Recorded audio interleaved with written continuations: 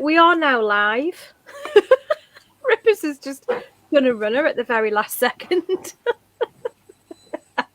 And we do indeed have our bear hoods on, because why would we not? Why would we not? Why would we not? No one's with us yet, but no, all right. Everyone watches it on catch up. Absolutely. I think it's probably right at this point, Rebels, that I just say to you, there is likely to be the F-bomb in this broadcast. There'll be no C-bomb. Oh. But just in case you're watching with children around. Oh, yeah, good idea. Yeah, you see, responsible citizen. I've only just thought of it, though, because we're going to talk about your special hashtag at some point. Oh, yes, I'll write that down as well. So yeah, those of you watching on replay or potentially going to catch the beginning of this live, there will be strong language potentially. Alrighty, but we don't just use it flagrantly and with no substance and purpose, do we? Maybe we do. No, yeah, we do. no, but it's such a great word, and it's sort of, why would we not? So we might get serious at some point, in which case the bear hoods may have been a mistake. But hey, let's go with it anyway. No, we can do the bear hoods. We can do the bear hood. A bear hood, it's usually just a hat with ears. It's a hat with, mine's a scarf, you see, with a hood in it. So yeah, it's a multi-purpose item, isn't it? And is that it? Is that eyes on the top? It's buttony eyes. It's a bit sort of, what's that film where they all have buttony eyes, that animation? Oh, there's quite a lot. But also, it usually says that an animal's dead when they've got little crosses on their eyes. Well, let's be honest, they're in the wrong place. The washing machine's just finished, you'd be glad to know. I was just going to say, to sort of connect to everybody, the fact that there is a rocket going off in the background at Ripper's house. Any user, this not the first time that's been said.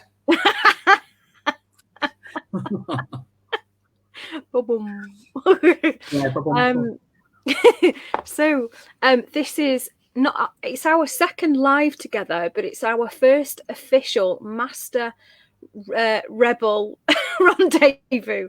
I always choose these difficult names just to give myself a challenge. And the reason we're doing this is because our first live that we did went down so well that it seemed only right and good that we do it on a monthly basis. Yeah, absolutely. And we're going to, basically the format is that we're going to talk about stuff that's just sort of coming up as, as common topics, hot potatoes, and things that people ask us to talk about. Simps. So let's dive right in, shall we? We shall. And I think something that comes up often in the group in various guises is, what's a rule, what can we break? And I think that very much talking like that. So it's fine, so long as you don't do a little wee or a trump, you're fine. But if you do, you have to say you have. I'll carry on talking. No one's noticed at all that happened. I think permission culture is something I've always been interested in, because it's a case of, I didn't think we were allowed to do that. We're not allowed to do that. What would people think? Blah, blah, blah, is something that I've never really got. It's little things. I remember, sitting around, there was a group of us and there were two separate tables, and you're like, oh, just pull the table off. They're like, oh, are we allowed to do that? Yeah, we are. Yeah. And I think for me, that's what it comes down to, because we were talking just before, and I've thought about it a few times since, about the whole, what rules can we break? Asking what rules we can break is almost a rule in itself, because that you want, really. And I think permission culture, where you think that is something that I think you get when you're older, permission culture, and you realize that it's okay to do that. And I found a couple of years ago, I was able to stop constantly asking at work, do you want me to do this? Is it okay if I do that? And thinking, well, there's a really good reason that I need to do that, or I need to change this. I'm going to go ahead and do it, because I know if anybody questions me, I've got a really valid reason for doing it. Yeah. So in that, I actually became my own permission. If I had a good enough reason to do it, then I think it was fine to do it. Does that make sense? Yeah, I agree. Because sometimes you ask the question reason? knowing that it's the right thing to do. Yeah. My dog's humping in the background, which is just What's brilliant. he humping? The Cushion in the hall. Is it that you can hear him or you can see him? In bed. I can hear him. He's really going at it. I'm going to have to stop it. I'm so sorry. No, it's fine. One of my cats has started doing a weird thing recently, and she started to live on a particular shelf in the spare room, and she doesn't want to come down, but also she's taken to pooing on shoes. So she pooed on shoes. So she's pooed twice on Mark's Converse. They've been through the washing machine a few times, and she pooed on my Dr. Martens. Well, one of my pairs, Dr. Martens. What, the ones with the big red laces? No, a different pair. Same style, different colour. Right. But, you know, I've made some changes and she's not pooping on the shoes. But one of those pair of Converse weighed a ton because she'd peed in it as well. And you'd be surprised how cat wee one Converse can soak up. Heavy wee. Heavy pee shoe. But yeah, the whole thing about permission culture, I find that it's asking permission to do something that you know is right. Inside is sort of, you know, is wrong. What would be some of the good reasons that you would have to be able to say, yeah, this is the right thing to do? For me, it was about confidence, because the example that I'm thinking of in particular is in my previous job, I'd be writing sort of scoping documents and documents about processes and projects and that sort of thing, and would on a regular basis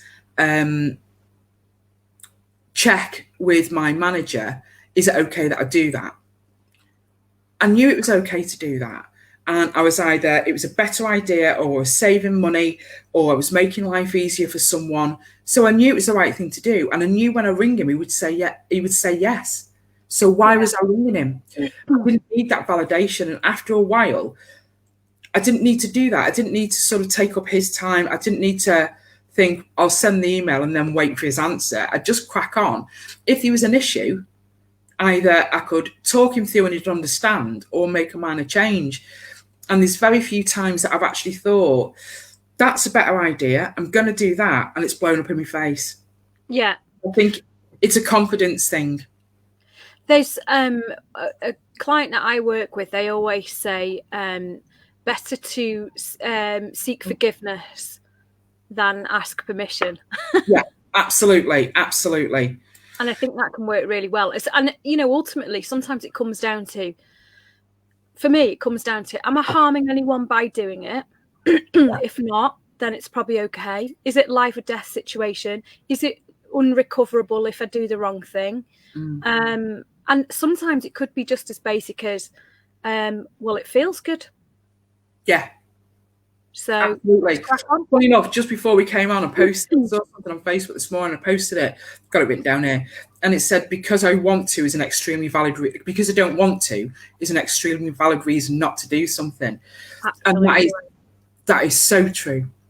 That is so true. There's what is it? Big Bang Theory. Sheldon quite often will say, I wish I could do that, but I just don't want to. Yeah, absolutely. Yeah.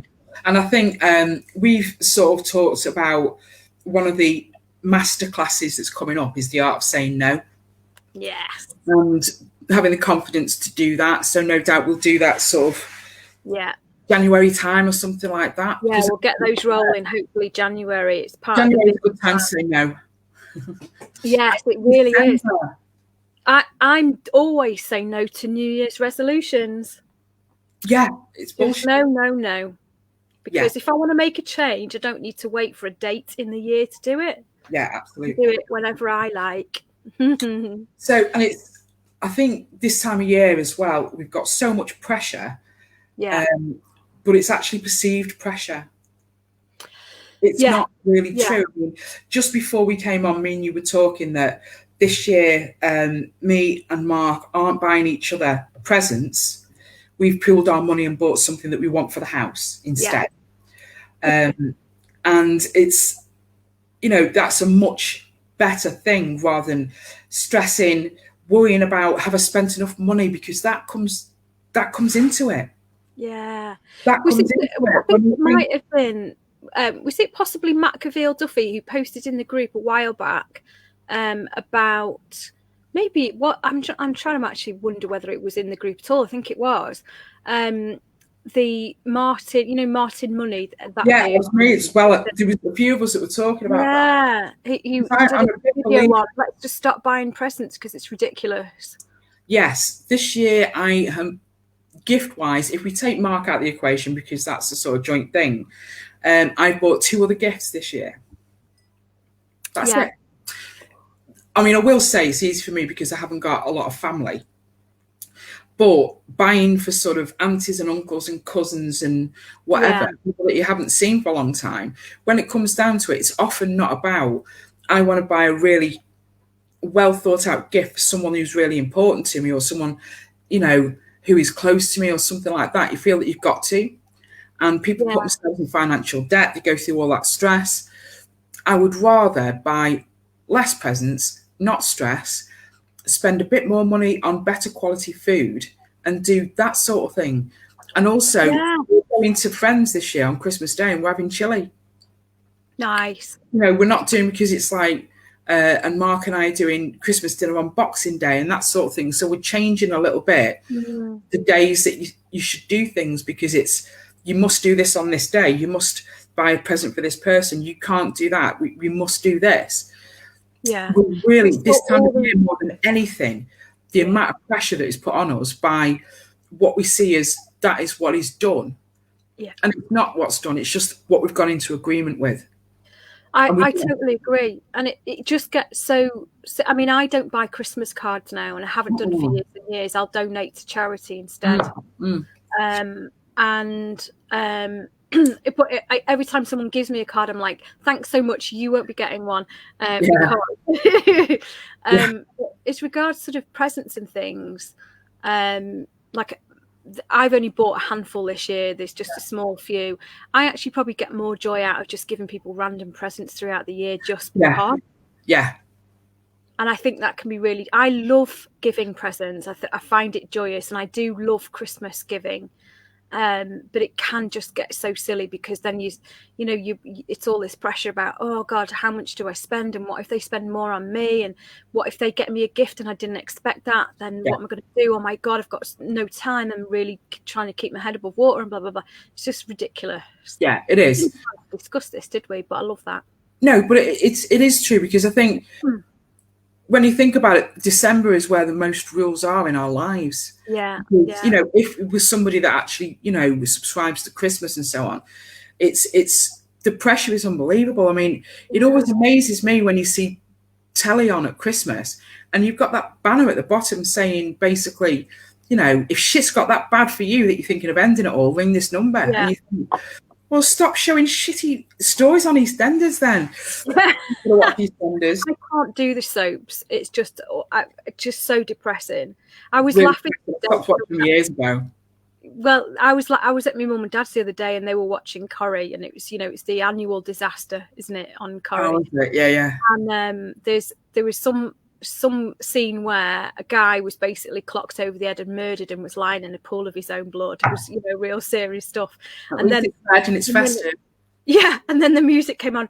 And I was like, this theme tune was never designed for this level of drama, was it? It was all meant to be a bit lighthearted and a bit, I always thought music as well off Coronation Street would make really good stripper music.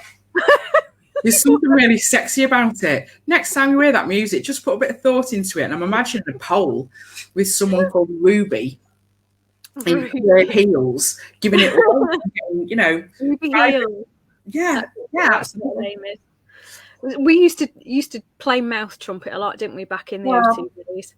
Yes. The circus theme tune's my favourite. Absolutely. And Johnny Briggs is where it started. Oh, Johnny Briggs. Yeah, we used to work with a lad called Johnny Briggs, whose nickname was Brrr. We all knew, do you remember? We all knew it was like Brrr, Johnny. Oh, that's so funny. That's funny. Let's talk about the rules thing a bit more. So there's been a couple of things that kind of align into this. So I posted something around, if we are rebels and rule breakers, does that mean we always have to break the rules to be rebels? And what rules should we break or keep? We had lots of input from people. So Christine Bennett Benson said, perhaps it means to follow our own rules in line with our morals and beliefs rather than society's rules. Yeah, absolutely. And I think that links into what we've just said about Christmas. And I think that also links into the fact that if you know something's a bad idea and there's a better idea, go with that, Yeah. But it is about the permission of, over the years, I've seen people make some really shitty mistakes and say it's because I didn't think I was allowed to. And we all have, I would have done that, but I didn't think I was allowed to. Yeah. Ask, try, have a go, ask. What's the worst that could happen? Yeah. Yeah, absolutely. Absolutely. I'll tell you something that's come up when you say what's the worst that can happen. So something I've noticed this week, which I'm sure other people will have as well, that has just completely blown me away, is something about Nigella Lawson. Oh, okay. So, I'm a big fan of Nigella. She's doing a programme that basically involves making a lot of sandwiches and fish fingers right now. Yeah, so what she's doing is not about the cooking, it's about the sex. It totally is. It's always about the sex with Nigella. That's what sells. Yeah, it's called Cook, Eat, Repeat. Yeah. I love Nigella. So she's actually a really funny person because I've listened to her audiobooks, 17-hour cookbook that I listen to on audio. I just like her talking about shit. She's hilarious. But something happened this week that was the least newsworthy thing I've ever heard, where she broke a little rule that she had no idea what the backlash was going to be. So Nigella has, as we know, a certain way of talking. And she talked about putting something in the microwave. Oh, yes. I saw the clip of that. Yeah, and it's like, you're like, huh? Because we all have funny words that we mispronounce for fun. Everybody does it. Well, shit me, but the internet lit up with it. So the first thing I'd seen someone post and said, and it was, there was a little clip of it going, oh, Nigella, look at how she says microwave. And next thing, throughout the day, I saw that go to Lad Bible, various other news channels, and it ended up on like the BBC News. It turned up everywhere. I saw clips of it being shown in America, and the comments were golden. People saying, is she so entitled that she doesn't even know how to pronounce it? And you're like, and by the end of the day, you have to go to her for a statement where she's like, no, it's just been silly. Yeah, I know how to say microwave. It's just a daft thing that we say now. Whimsy. Just a bit of whimsy. I used to, when we were at we call it that now. Yeah, I don't know if it still even exists, but the intranet at O2 was called Your Companion, wasn't it? Mm-hmm. And I used to find when we were inducting newbies, I used to find that tricky because people would go, call it My Companion. Exactly, and because the CRM system is also called Companion, which is just stupid, it was a real challenge. So people. The conversation would be like, go to Your Companion, and they go, yeah, I'm on My Companion. No, it's Your Companion. Yeah, that's what I said, My Companion. So that would go on for ages. Yeah. So what I would do is I started to call it my Your Camp Onion, and for some reason that made people remember you're and not mine. Yeah, absolutely. I had that issue many times, and I used to write it down and point to it and say, repeat after me the words Your Companion. That's what it's called. It's not My Companion, and you'd still get people saying it. But who would have thought microwave would cause such a stir that you think, going on today that they needed to cover with saying that, Part of me loves that though, because that almost gives me hope that maybe COVID doesn't have to be the only fucking thing that we talk about. God, that was the most exciting thing, because throughout the day I'm going, this is blown up like a lilo, and it's just brilliant that you think to mispronounce a word, that is how much of an agreement we've got into, that somebody saying that has become newsworthy. Wow. But the comments, loads of people thinking, oh, she's so thick. How come she not? Who is this woman that can't? And then you get loads of people going, she's dicking about. Yeah, it's just that's what she calls it, you know. And it just amazes me that's the sort of rules, and it amazes. I love looking at comments on Facebook. I don't really care what the post is. If I see something that's got 800 comments, I'm going to check it out. Because I like looking for stupid comments and then clicking on their profile and having a look at that person and thinking, it's a whole web of unusual people out here. And the way people really jump on a bandwagon and say some amazing things, as in really negative things, just because someone's got a slightly different take on something, just amazes me. And I think that's because it's the agreement that we've gone into that you do that or you don't do that. So silly. And I love the concept that we can just step outside that a little bit and go, that's stupid. Let me poke at it a little bit. Yeah, and it's often sort of you catch yourself doing something, you think, oh, this is ridiculous. I don't know why I'm doing it. I'm maybe not going to do it this time and see what happens. Yeah.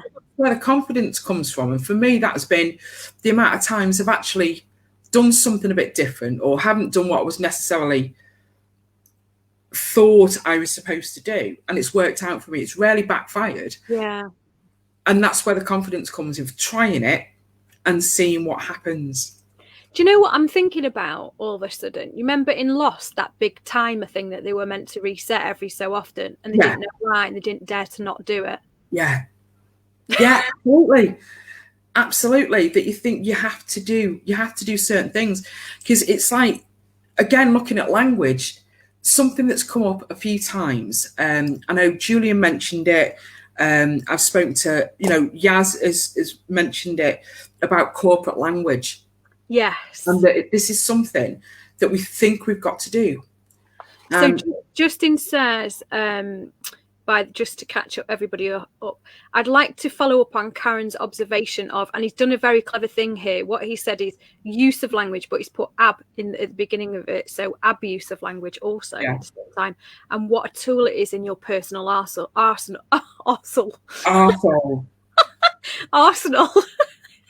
I love that, and it's a tool, isn't it? And you and I both have a shared passion for language. We also have a shared passion for how it is overused and abused in order to, and sometimes subconsciously, create distance and exclusivity to isolate some people and include other people. And sometimes it's just stupidly over the top for no reason. So I always, my classic sort of go-to to explain this is that thing you get at the bottom of every official letter that goes, please do not hesitate to contact me should you have any further inquiry. Now, if you were working behind a bar and you were serving people some pints, what you wouldn't do is go, here's your pints, love. Please do not hesitate to contact me should you have any further requirements for drinks. You just wouldn't do it, would you? And absolutely. Or you'd, again, in the pub scenario, I'm going to get around in, guys. Not I shall be going forth to our area to purchase beverage. You just don't. And in fact, if you did it, you'd be taking the piss, and there's a reason for that. Yeah. It's something that over the years, and you find this very much in the corporate world, as I'm sure, the majority of us sort of either are in or have, knowledge of or whatever, is overly formal language that you think it gives you, it makes you look intelligent. And I think when I was younger, I actually believed that. If you use long words, you're intelligent. But something that I've found many times, people don't necessarily know what they're saying. So they'll use a phrase actually understanding it themselves. And I know I mentioned on the last one, there was a lady that I spent time with that I've worked with in the past, a lady called Chris Byrne, who was really passionate about this. And I was lucky enough to go on a few conference calls with her. It was actually part of a pip. It was part of, I'd been naughty or something, I had to go on. So I asked I asked you that because I wanted to see how she sort of conducted herself. And she would actively stop people on conference calls when they started to do it and say, just it's all right, love, just tell me. Just tell me Yeah. what it is, it's fine. Because something that you can guarantee is if you've got a group of people and you're using really corporate formal language, I guarantee there will be at least one person on that call that doesn't understand everything you're saying. Yeah. If you're writing a document where you have to have a call to explain what you've written, you've fucked that up. Yeah. It's Why about, would you it's, write saying, it in the first place? it's about being inclusive, or it's about, you're not in the club if you're not using these words and phrases. Yeah. And you've got the whole we'll touch base and, all that sort of thing. Yeah. It just doesn't necessarily work for me. I want to be able to communicate professionally in the same way that I do any other time. I want everyone to understand what it is that I'm saying, because I want to make my life and their life easier. Why? So it's a barrier using corporate language. It is a barrier. But I remember Yaz saying on one of the comments that it's sort of expected.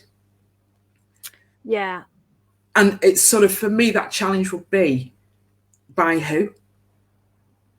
That when you stop doing it, because I saw that happen when I was with Chris, that she was surrounded by sort of senior management that were all doing that. And she would stop them.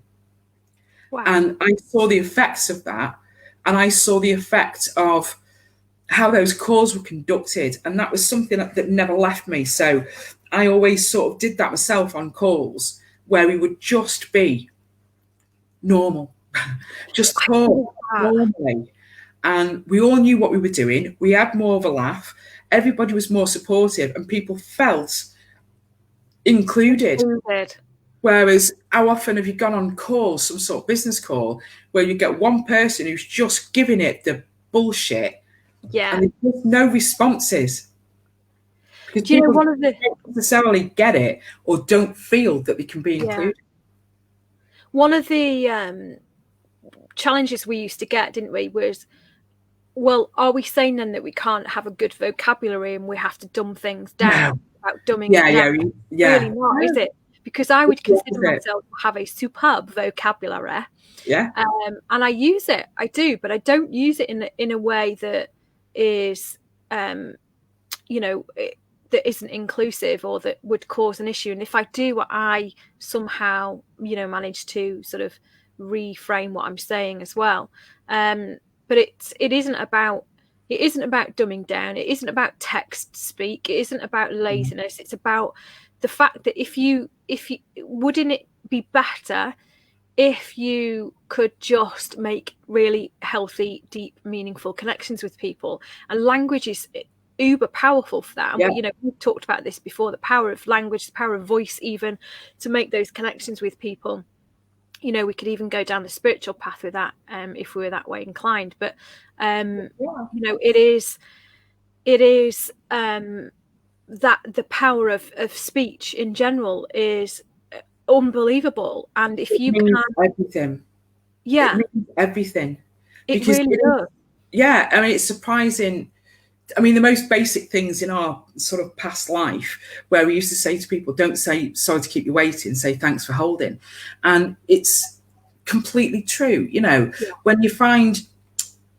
When you speak negatively about yourself, you will listen to that because your brain is really stupid. It listens to what it's told. Absolutely. No matter what, we talk to ourselves. We talk to ourselves negatively all the time, and we talk about things negatively all the time. And it's that simple. You talk about something negatively, and that's the connotation that you are putting on top of it. So using a much more positive language does change your life. It does give you a more positive life, and it is that easy. I say it's easy. It just takes a little bit of practice. It just takes awareness. Yeah, actually, I won't. Sometimes it takes making the mistakes and kind of going, oh, no, I didn't mean it like that. Yeah, I mean, you've heard me talking about telling the stories that we tell ourselves, and it's catching yourself doing that. Times I'm in the shower, because it seems to happen all the time in the shower, which apparently there's a reason for that. I can't remember that reason. I'd like to know what happens to me in the shower. Where I just go into absolute bullshit, crazy story mode and think, well, what could you have meant by that? Surely to God. And then next minute, you're in your head having a full-on argument with somebody about a bullshit story that you've told yourself that hasn't even happened. But we will still, your mind will still react to that. You are still angry or you're still stressed. So you end up reacting to something that hasn't even happened. So, you know, catching yourself and thinking, am I just telling myself a story here? I found that I only had to do. Oh, you've gone on me. Is your signal dodge? Do it a few times before. Oh, we went blank then. Oh, we did. And then we came back. Yeah, that's fine. Oh. But yeah, the stories that we tell ourselves in negative language is damaging, you know. It's so the more so if we feel that we're being forced to use corporate language, it makes you feel restrained. When you're able to talk normally and be understood and be more compelling because of it, because you're confident in your own speech, people will listen to you. People will see your passion. You don't need this code to be seen as professional and valued. Well, it almost becomes like another link in the chain, doesn't it? Because it's a bit like speaking a second language. You have to think about it in your own language, then translate it into corporate bullshit. And it doesn't make it instantly, you know, impactful. Yeah, I've known loads of people over the years that have said, I ain't got a clue what any of that meant. Yeah. But I didn't feel that I could ask. I feel that I'd look stupid if I asked. Yeah. And, you know, coming from an L&D background as we have, I've always thought it's our responsibility to be the person that puts a hand up and says, no, I don't understand.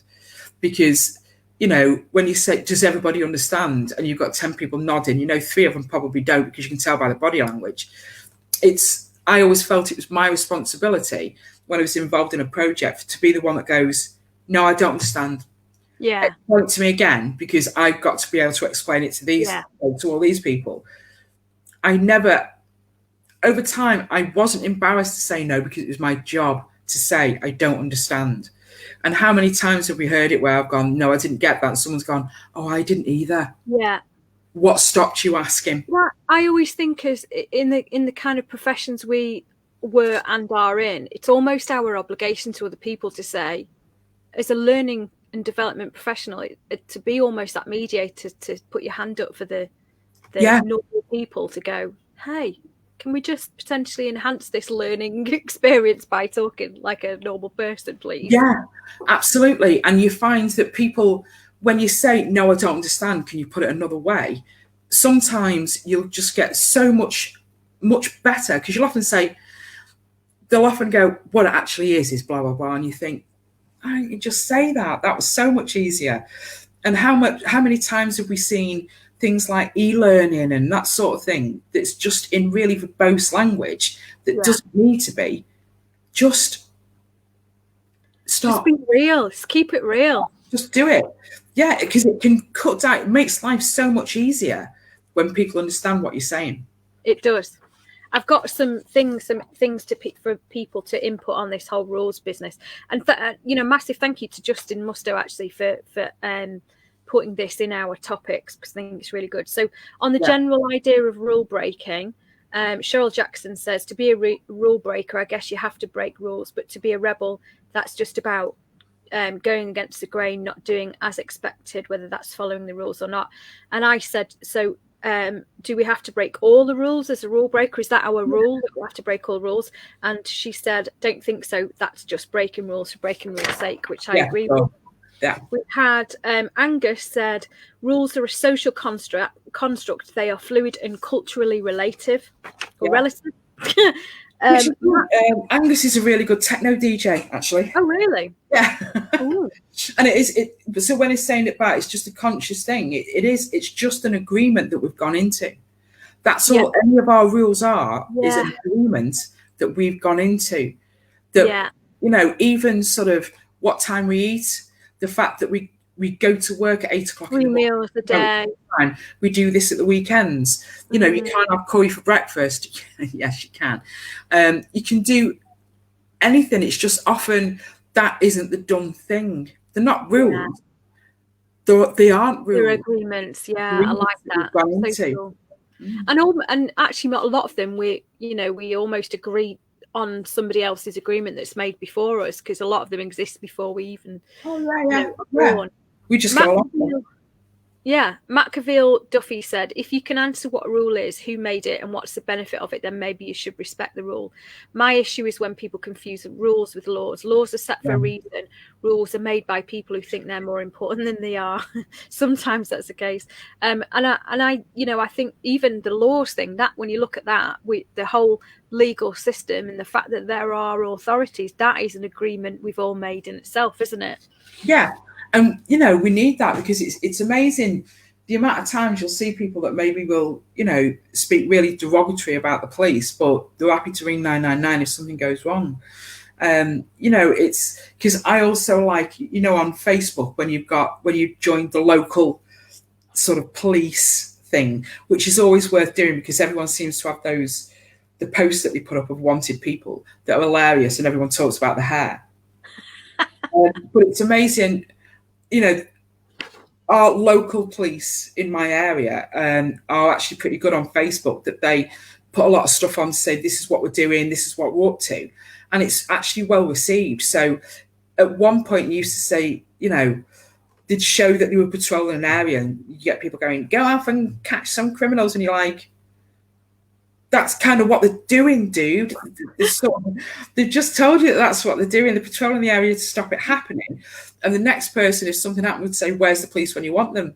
Patrolling the area where it happened. And the more they've sort of said, this is what we're doing, the more the social sort of comments towards them have improved. And I can't remember at all why I was telling you that.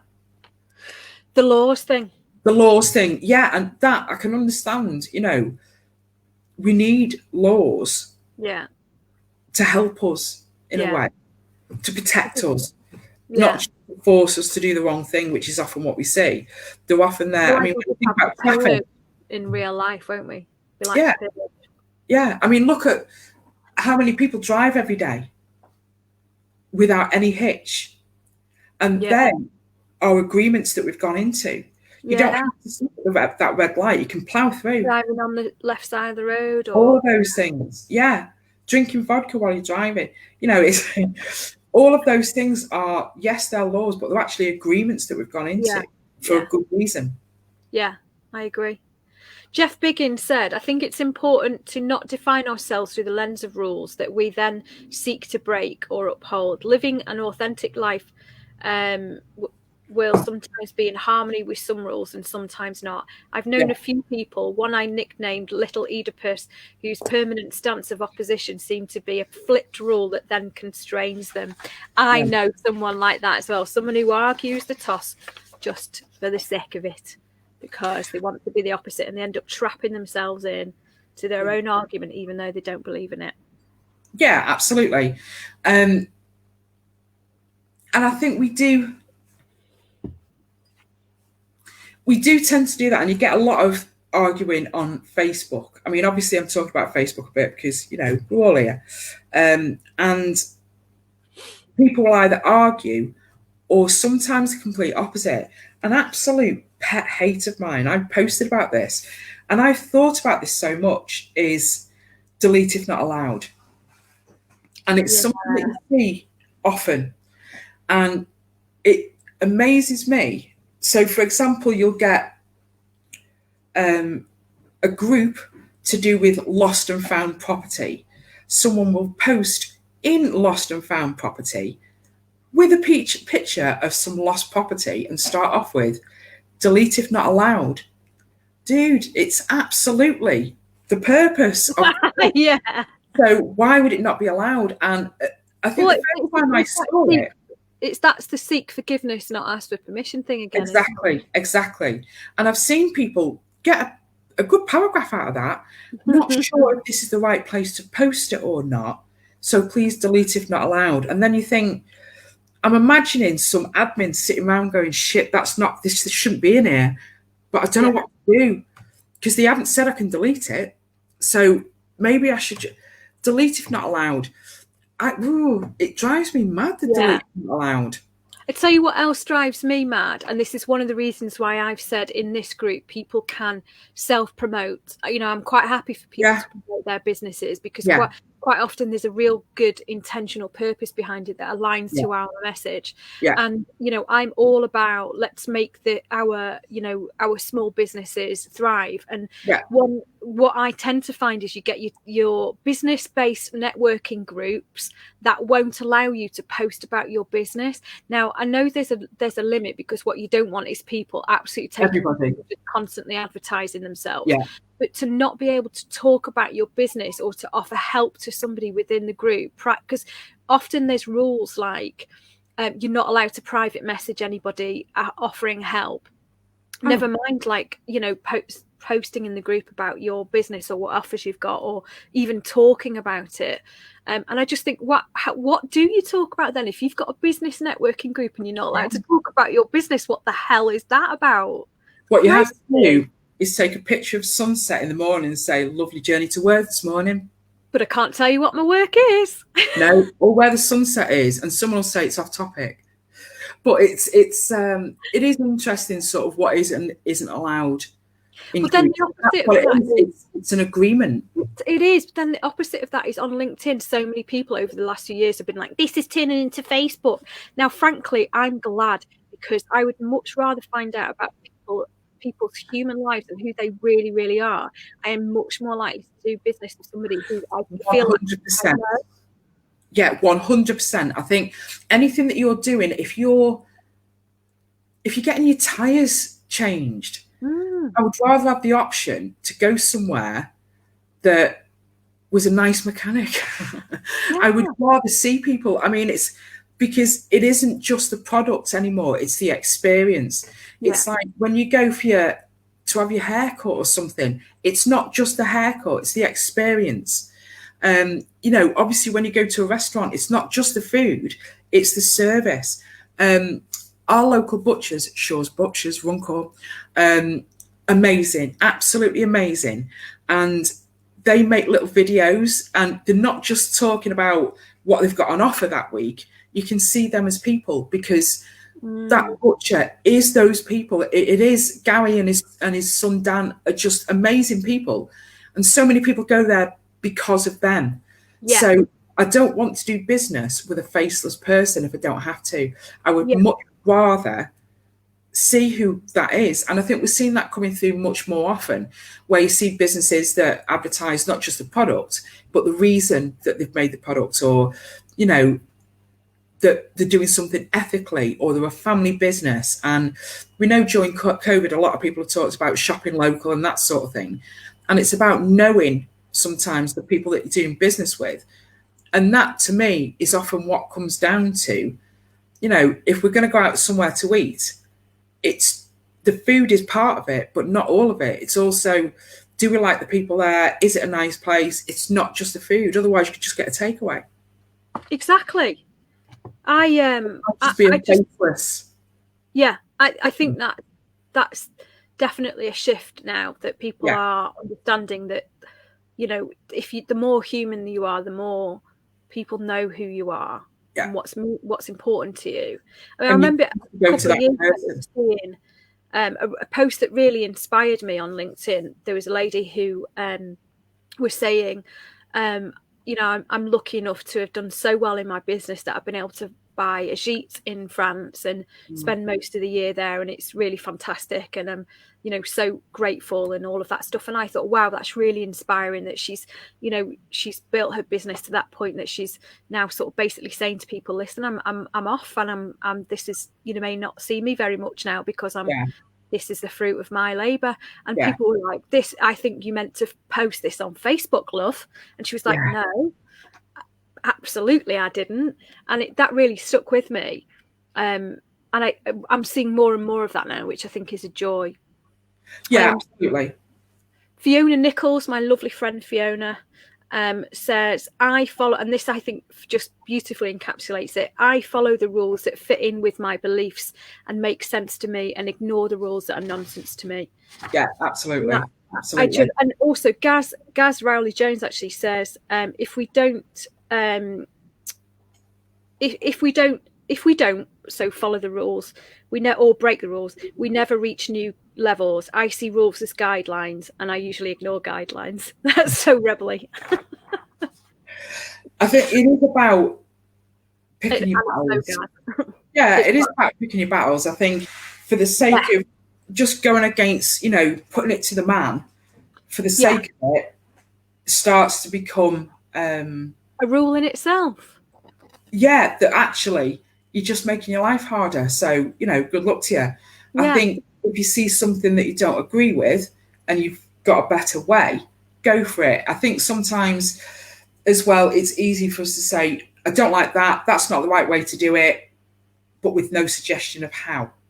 We haven't always got a reason. We haven't even always got a solution.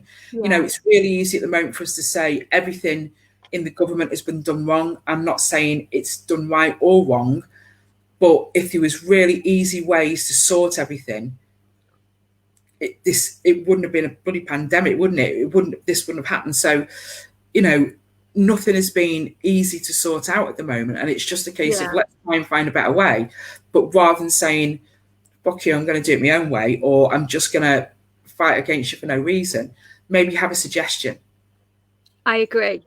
So I think I'm not into sort of breaking the rules just for the crack of it. Yeah. That's not true, I've realised, actually. Definitely not true. The one thing for me that comes up all the time, the one rule that I think I've broken on purpose is about appearance. Yes. I choose to look different for the crack of it.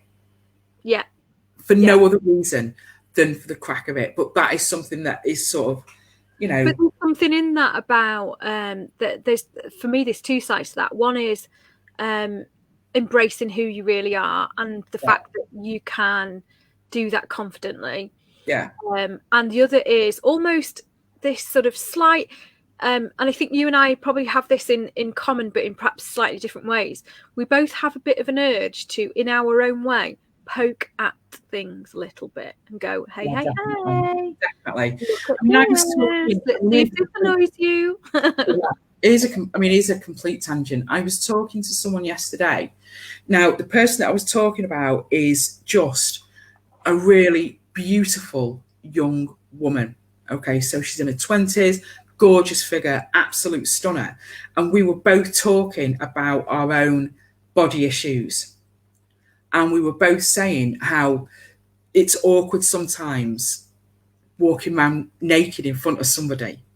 And you think, and I'm thinking, doing it on in my own plate. I live on my own apart from yeah. And I've actually got to the point now where, like, if the dog sees me naked, I'm like, don't look at me. We need to talk about at me like that. What the fuck is that? Yeah, sort of. I mean, I've had a lot of problems with weight over the years and that sort of thing. That, I'm in a much different place now because, as you know, I lost sort of literally half my body weight. But it's so I can understand. Plus, I'm nearly 50, so gravity is a bitch, So I can understand why I might have, be a little bit shy about walking around Bolloco. But I'm thinking, but hold on a minute, she's a stunner and still has the same issues. There's only one place that's come from, and that's information that's been given to us mostly through the media. Yeah. So for me, I think that is why I push back a little bit, because I think I don't want to look the same as everyone else because I don't have to. Yeah. No, I don't have to. So I'm going to do something a little bit different. It doesn't change the body image, but it does give me a sort of confidence. An expression, yeah. It is an expression, yeah. I had an ex years ago when I was young and naive and I put up with all sorts of stupidness. I had an ex who said to me, you'd be perfect if you had a boob job. When I make a load of money, that's what I'm going to buy for you. And there was a group of my friends stood round. A lot of them were blokes actually, and they were all like, "Oh God!" And I just went thinking, "Not going to happen." Now I'd say, "Don't think so, love." Oh, someone's going to pay me tits. Yeah, I'd be offended, but I'd take the money. I was thinking only today, oh, it'd be great to have, and it's not so much the boobs, it'd just be with nipples where they should be. This is that would a be real fun. tangent. Just move them up about 4 inches and they'd be golden. I could just do mine kind of moving in a little bit because they kind of go like that. Yeah. This is weird. Anywho, so let's move on. So I think to sort of pull almost like a bookend onto this topic, Paul Harris, the wonderful Paul Harris, posted a great post about how he was breaking his own rules on various things. And one of the paragraphs said, as rebels and rule breakers, we can and must break our own self-imposed rules. These are the rules to break, in my view. Those rules that say I can't or I shouldn't or nobody else does this. I thought that was a beautiful message, actually. It is. I've been on a little project recently. It's a weird self-love project. I've always struggled with naps. With what? Having naps. Yeah. I thought you said gnats, like not gnats. Not living like a swamp or anything. Having a nap. When people go, I had a little nap, I always think, oh, I'd love to be able to do that. Because it's like, it's not just that I can't fall asleep, because I can fall asleep, but I can. I suffer from really serious guilt. Ooh. If I try and have a nap and I'll think, I've got no shit to do and I'm a bit sleepy, there's an obvious solution here. I'm not in a bus stop, I'm at home. So I'm going to have a little nap. And there's times I've gone through an hour trying to nap and I've been going through like 4 levels of hell and having to give myself a pep talk to go, no, it's fine. And that is just me. And you think, what pressure is it that is saying to me, having a little nap is really the wrong thing. I should be productive. I should be doing this. And I think it's because of working all my adult life, 9 to 5 sort of thing, suddenly finding yourself where you can take care of yourself. You can do what you want. You don't have to stick to you do this on a Wednesday, you do this on a Saturday, you get up at this time and you do that at that time. That I've been consciously thinking, no, I will do something different. I don't have to eat at this time. I don't have to go to that place if I don't want to. So I've really been working on the naps, and the last few naps I've had have been a bit better. And I know it sounds stupid, but it's like, it's something I've thought about like over the last 12 months. How could I have serious guilt about having a nap? That's really. And then if I actually do fall asleep, I have fucking nightmares about people like climbing through the window to wake me up, because it's like, you lazy bitch, get up, you're having a nap. So it's part of the self-love thing that I've thought, no, if I want to do that, I will do that. Because what's the difference between me having a nap for an hour? I say an hour. People have nap for 5 minutes, don't they? No, I'm going for an hour. I can't do that. It's either nothing or it's 3 hours. Yeah, exactly. Go for it. What's the difference between me lying on the sofa watching a show on Netflix for an hour or doing that? But somewhere I had this self-imposed rule, as Paul said, that I decided that I was going to break. Yeah, isn't that weird? Yeah. It is a big thing. And I found a lot of the rules that I'm pushing against now, that I've had time to be able to sort of look after myself and needed to look after myself, that the rules that I'm pushing against aren't external, they're the self-imposed ones. So it's daft little things like having a nap. It's also the body image, your self-image, that sort of thing. Working on that is the best thing you could ever do.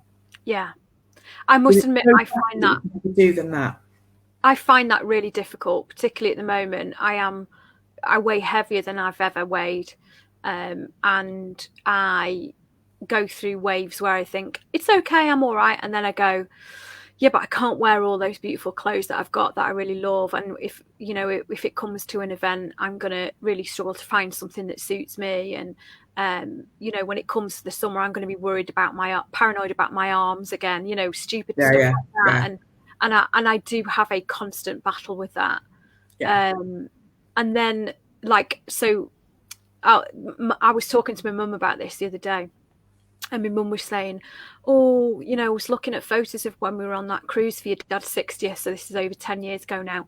And Yeah. you looked so beautiful in those dresses. You look so lovely. And she says this on like, sometimes she says it a lot and she means it like, She's you know, paying you a positive. compliment, yeah. And I had to say to her the other day, Mum, when you talk about that, I appreciate the where it's coming from and that you're telling me it's lovely. But what I translate that in my head to is, you look so much better then than you do now. And I know Yeah. that's not what she means, but Yeah. I'm really aware of the process that happens in my head to totally mistranslate that. Yeah, and it's easily done, isn't it? We'll grab onto something like that and we'll go with it. And it is difficult because how we view ourselves is very different than how other people view us. So someone, and I'm trying to remember who it was, a little while ago, told me something that I was like, God, I really appreciate the fact that you've told me this. And it was a bloke that had said, when men look at women, they don't see what you think they see. You worry about your makeup or your hair and, you know, whether this looks big or that. And he said, we see warm and soft and curvy. And I'm like, That's lovely. yeah. And it's the same, you know, whether you're gay, straight or whatever, when you look at someone that we just see our faults. Yeah. I think, you know, the amount of times that I thought, oh, I can't wear that because I look a bit, there's only me going to see it. So it's about saying to myself, right, there's only me that's seeing this. No one else does. No one's, you know, no one's going to look at me and think, Jesus Christ, look at the size of her arms. You know, because that's one of my things that I like. I don't like the tops of my arms being shown. And you think, no one else gives a fuck. And the reason that I know that is when I see someone else, I don't look at them and think, oh my God, look at the size of her arms. I look at someone and think, that's a nice top. Yeah. Or I think, oh, I don't like that top. I don't necessarily think about somebody's body underneath, if you understand what I mean. Yeah. So that's the way I see it is I'm not worried about, I don't look at people and then go out at night thinking, oh my God, yeah, do you know what? She really could have done with a longer sleeve. No one gives a shit. No. I'm going to confess two things to you now, two additional things. So the first one is thinking about that whole soft and warm and curvy. I that makes sense to me because I prefer my men to have a little bit of timber on them. Yeah. I like that. Rather than, you know, sort of feeling, you know, like they're bony and sharp. Yeah. Nothing wrong with bony and sharp, though. No. It's, you know, suffice to say. The other thing is, and this is something I've never said out loud before, if I see a famous woman and she's put on weight and she still looks beautiful, I go, in my mind, I almost go, there's two things. I kind of say, oh, look, she's still beautiful even though she's put weight on. And the other part of me goes, oh, okay, well, if it's okay for her to put on weight, then it's okay for me to be the way I am. And it's almost like it's part of it's an appreciation, but part of it's also actually a bit of I suppose a little bit of a weird reverse judgment, like trying to articulate it like, oh good, she's put on weight, so I'm all right. Do you know, like I don't know how to explain that, but it's not necessarily a positive thing. Yeah. I mean, it's funny because it is perception, because when I look at you, you don't look any different to me than you did 20 years ago. And I've known my partner for 20 years when I was, 27 stone. Mm-hmm. And I don't look any different to him because he saw me as beautiful then and beautiful now. And it's not actually about your body shape. And it's not about your weight. And there's people that I've known that have lost loads of weight, gained a lot of weight. And it's the sort of thing you might notice it for the first 5 minutes and then it's gone. Yeah. And it just doesn't matter. But we're constantly sort of told that it does matter because there's a pound sign attached to that. You know, the diet, fitness industry, all that sort of thing, there's a pound sign attached to that. And it's an agreement that we've gone into that a lot of cultures would look at us and laugh. Yeah. There's a lot of places, there's a lot of cultures that It's very different body shapes. It's just what we've gone into agreement with to say, you know, we should wear clothes like this. We should have a hair done like this. We should, you know, look a certain way. It's media driven, and it's just an agreement that we've gone into. And another friend of ours, I remember years ago, he's done some amazing things about body positivity and mental health. His name's Steve Higginson. Check him out. It's actually Stephen Jeffrey on Facebook. Yes, the lovely Stephen. Yes. And very talented, creative guy. Amazing guy. And he said the biggest act of rebellion in this day and age is to love yourself. Oh, God. And when I saw that, that really hit home for me. And I thought, yeah, I'm going to do what I can. And I think, I was about to say it's harder for women, but I don't believe that that's the case. I think based on the work that Stephen had done, it's also very much aimed at men. It's just that men don't have as many tools offered to them. You know, they can't make up and all that sort of thing. It just isn't. Well, also, we've given, again, permission culture. We've given ourselves permission to talk about this as women. Yeah. Men haven't. And we sort of haven't allowed them that permission either. Yeah, you know, absolutely. To say, oh, actually, I feel uncomfortable about my body, or, you know, it's, and, you know, that I had a real awareness when I was talking about how, you know, the kind of guys I prefer, you know, to have a bit more sort of, I'm not into like muscly and stuff like that. I like a guy to be a bit, you know, cuddly. And I'm not into guys who are, you know, and I'm really open about that. I can't help what attracts me, and actually more attracted to personality than anything else. But I'm really conscious when I say those things. You know, if a guy said, I don't like women who are this, there'd be a massive uproar. And, you know, I'm totally open about the fact that, you know, feel free to kick back about, I'm saying this is what I prefer and what I don't. You know, I remember an ex of mine saying to me, I can't help it. I don't like it when women put on weight, and I find that unappealing. And I was like, part of me was like, how fucking dare you? And then the rest of me was like, but he's attracted to something and he can't help what his body reacts to, you know. Absolutely. That's a really difficult topic. But as regards men's, you know, body image and all of that, we haven't given permission for men to have issues with that, almost. Yeah, definitely. And it's something that you don't hear it talked about as much. And I think the media is much more aimed towards women. It always amazes me. We've all seen it. We've all heard about it. You know, you'll see some sort of woman's magazine that'll say, love yourself, be positive. Then the next line underneath is 10 ways to lose weight, how to lose 3 stone. And then turn over the page and there's some super skinny, super photoshopped models. And then the other one is some celebrity that's on holiday and they've got a picture of her in a bikini saying, look at the state of her. There's so many messages there that you think, how the hell are you supposed to have a well-rounded, you know, image of yourself where you're not thinking, I can't go out today because I don't feel comfortable in my clothes. What the fuck is that? You know, it's like my mum never ever, she wouldn't even answer the door if she didn't have her makeup on. And I used to be like that. Yeah, it's like, now you can go on Facebook without. Yeah.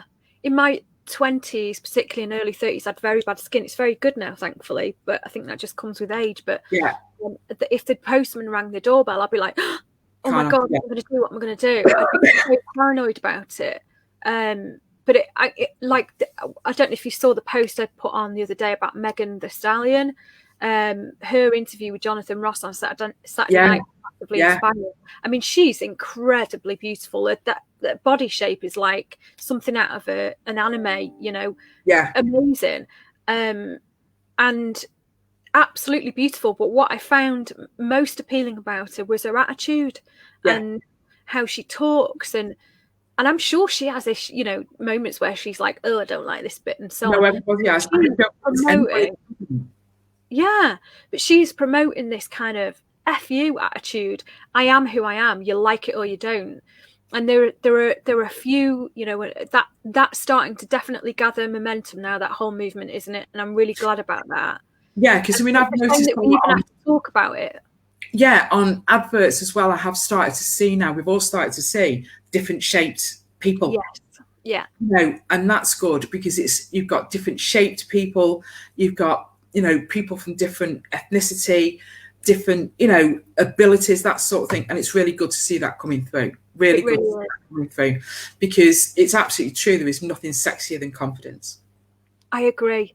My mum always talks about, so what I've noticed is the Simply Be adverts lately, they've stepped it up a notch in terms of how they portray the image of the models on there, and it's all a little bit funky and it looks like a copy of the whole Robin Thicke themed perfume advert a while back, but it worked.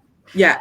But their stuff used to be a little bit frumpy and a little bit, whatever. And my mum has always said she gets really frustrated with the stuff that's on offer for bigger women, because it's like crap fabrics, it's horrible shapes. You've got to pay for it. You haven't got as much choice, so exactly. You've got to pay.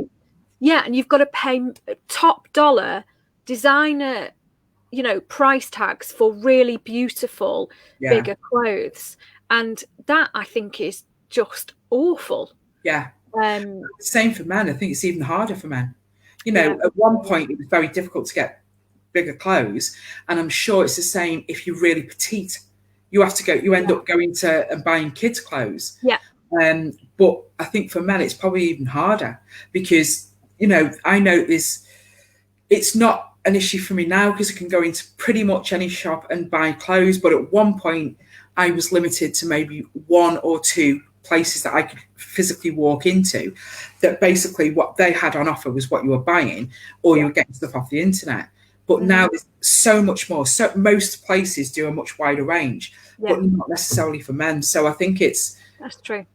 It's sometimes as well, we think it's men that put this on us, and it's not. It's women that put this on us. Women are much more likely to judge each other than men are to judge women, which is quite interesting, isn't it?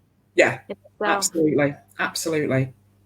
Didn't expect this to go this way. We've done an hour and 6 minutes, and we've not had any. But this is the first time we've ever done a live where nobody's shown up at the time. We've had no comments or anything like that.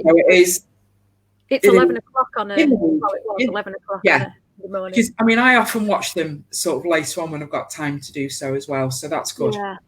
I think it's comments later.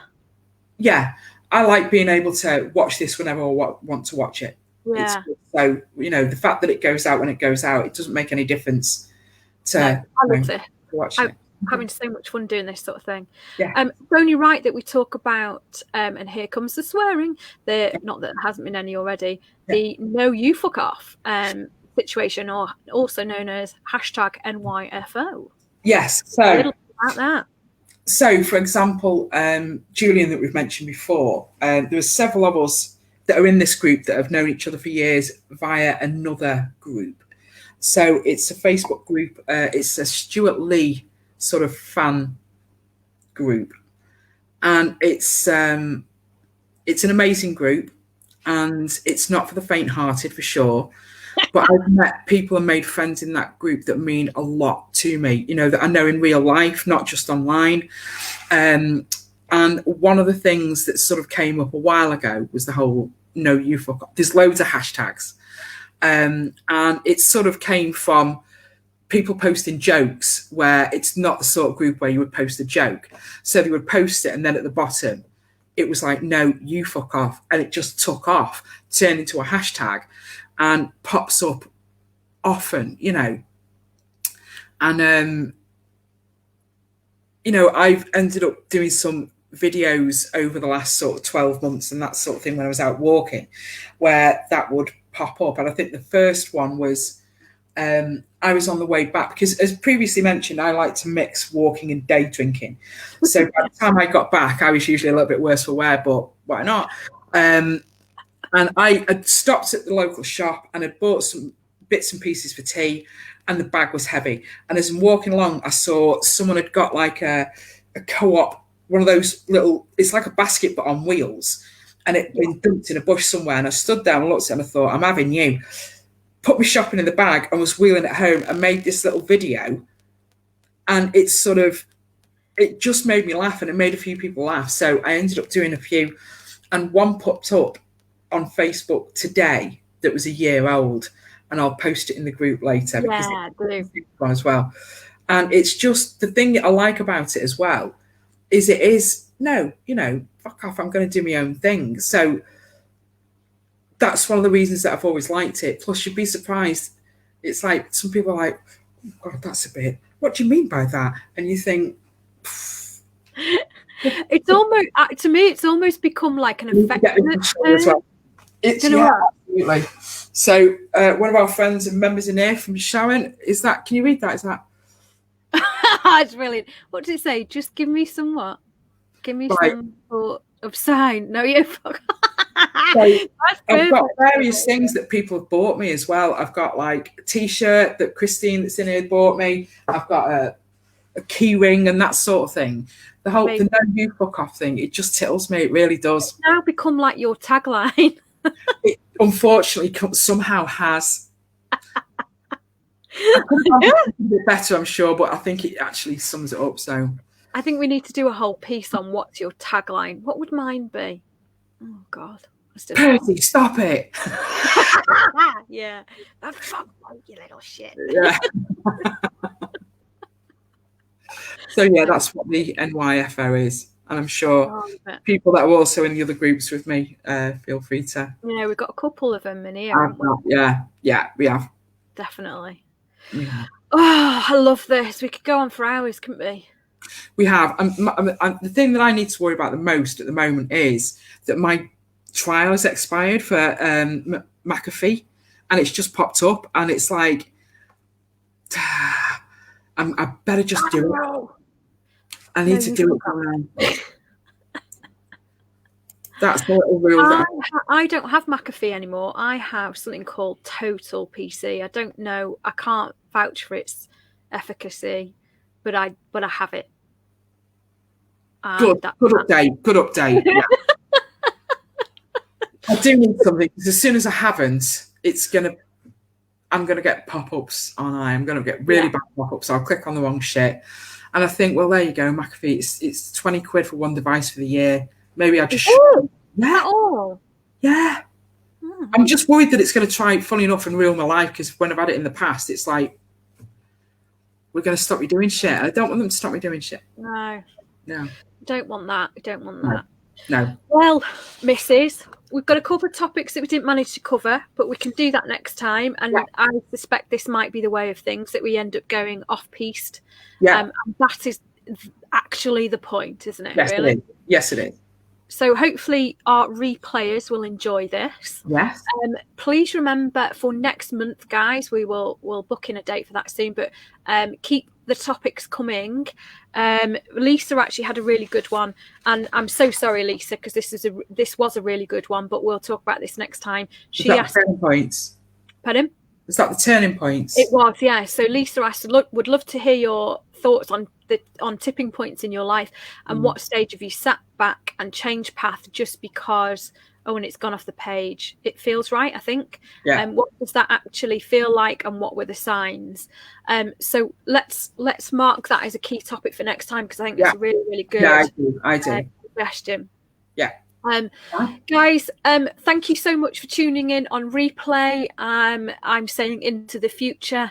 Rippers, thank you so much for your quality input. And let's end that by saying to everybody affectionately, no, you fuck off. I'll post that other little video as well. Marvellous. Love you loads, Mrs. I'll see you soon. Oh, I've just done something weird. I never know how to stop this. I just end broadcast. Okay, good. Bye. Bye. Bye.